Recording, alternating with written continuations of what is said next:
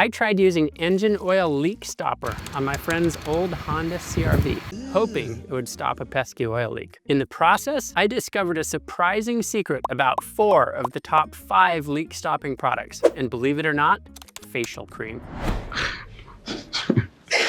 Really? You may have seen Project Farm's video running tests on 14 competitive products, but he missed something important about the 5 best performing products. Hopefully I don't cause problems by putting this into my friend's engine. I'll share the results of my test and, more importantly, I'll expose the surprising truth I learned about the top-rated oil leak stopping products. Check this out. My friend's 2001 Honda CR-V has about 240,000 miles on it, and it's still going strong.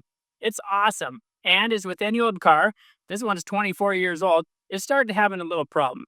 In the last year or two, a leak has developed on the engine somewhere. So my friend's having to top off the oil on a regular basis.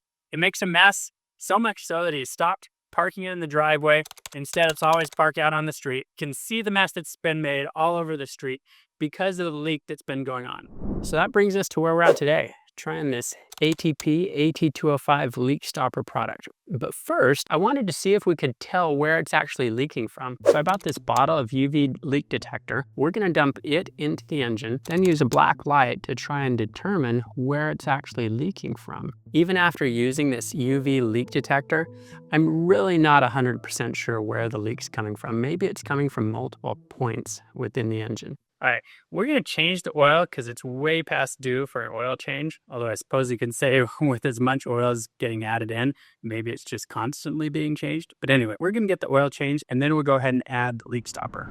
Oil's been changed.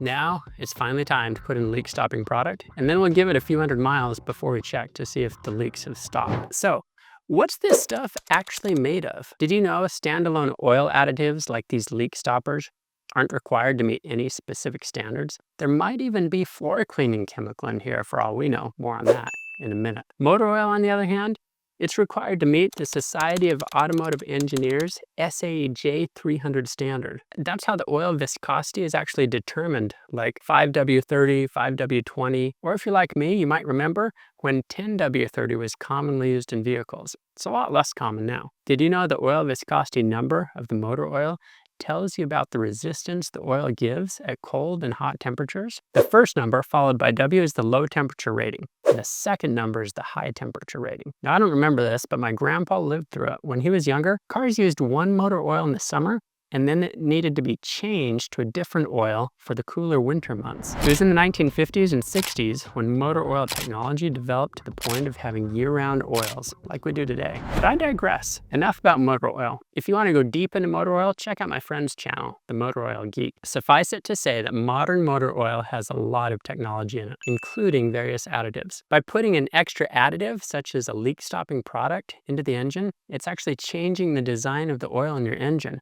Or in my case, my friend's engine. I wonder if that could be a problem. I want problems, always!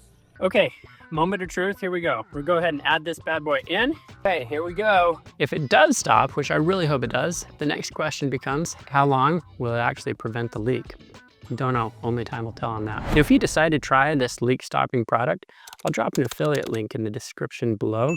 That affiliate link will send a small commission my way, which helps support this channel, but it costs you nothing extra if you decide to buy it. Back to the oil leak stopper additive. I decided to use the AT205 resealed product since it came out #1 on Project Farm's tests, and I saw a number of videos of people reporting that it stopped their leak. But that got me wondering, what's actually in the bottle? And how does the top performer compare to the other 13 in that test by the Project Farm guy? This is where I uncovered something interesting about the top 5 performing products. Now, thanks to FDA requirements, we're all used to seeing a list of ingredients on the food we buy. It's also available in pharmaceutical product inserts. But for engine oil additives, there's no labeling required. Nothing on the bottle to say specifically what chemicals are in it. So I had to dig deeper and found the safety data sheets, or SDS for short. These are OSHA mandated safety literature that manufacturers must have available for the chemicals they sell. Section 3 in the SDS is required to identify chemicals with their percentages or range of percentages, especially for hazardous components.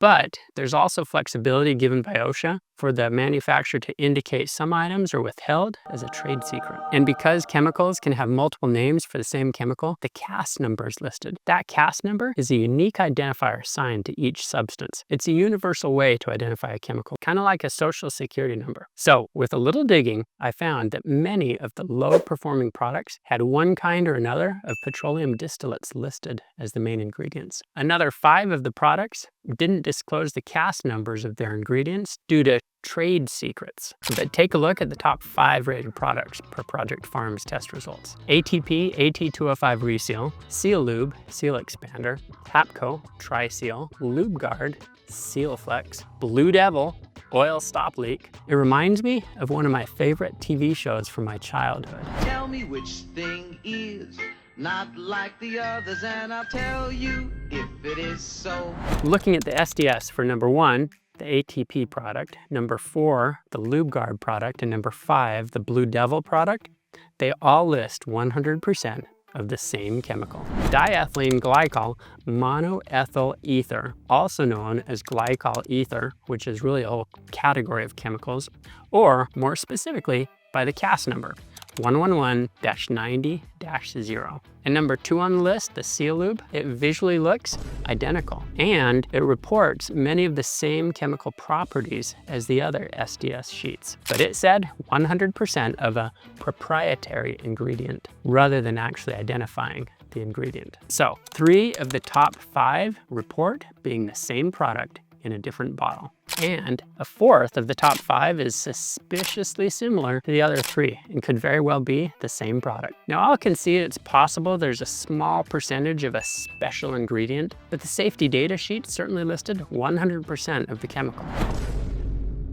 So it's interesting to find that many of the top performing products are the same chemical. That chemical, part of a class of chemicals called glycol ethers, but this specific CAS number is diethylene glycomonoethyl ether, sometimes abbreviated as DEGEE, or sometimes called ethoxy diglycol. It's also sold under trade names such as Carbidol for cleaning, paint, and industrial industries, or transcutol for the cosmetic and pharmaceutical industries. So how about that? The same chemical trying to stop leaks in your car is also an ingredient in floor cleaning products, acne medication, paint, and you guessed it, facial creams.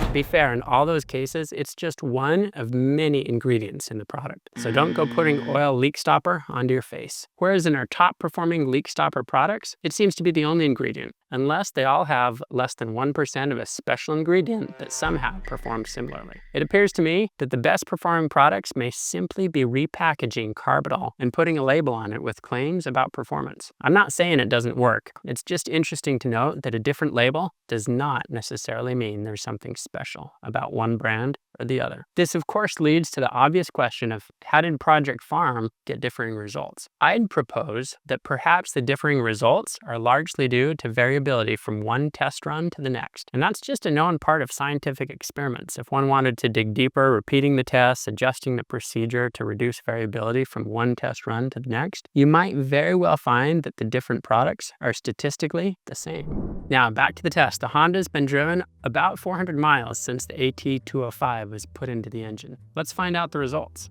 A couple hours ago, I'm gonna park the car here in the driveway and put some cardboard under it to see if we get any drips. I am so curious. I really want this to work. I hope it does, because I would love to solve this problem and I would love to see that this stopped the leak. And that's nothing to say whether it causes any problems for your engine, but for a car that's almost 25 years old, 240,000 miles, it's gonna have a few problems. And if an oil leak is one of the most pesky ones, maybe this isn't all that bad to use if it works. So here we go, moment of truth. Looking under the video, look at that, a drop of oil on the cardboard. It's not too much, but still disappointing that it didn't fully solve the problem. Unfortunately, the engine's still leaking. Now, it seems like it may be leaking less, but this definitely did not fully stop the leak on this vehicle. I really wanted this to work on my friend's Honda, and perhaps it would work as a fix on a smaller leak. But on the other hand, maybe it's just snake oil. What do you think?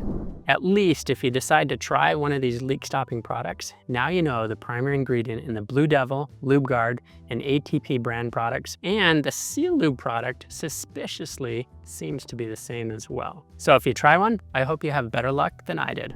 If you've watched this far, I think you found this video interesting. Please check out this video right here.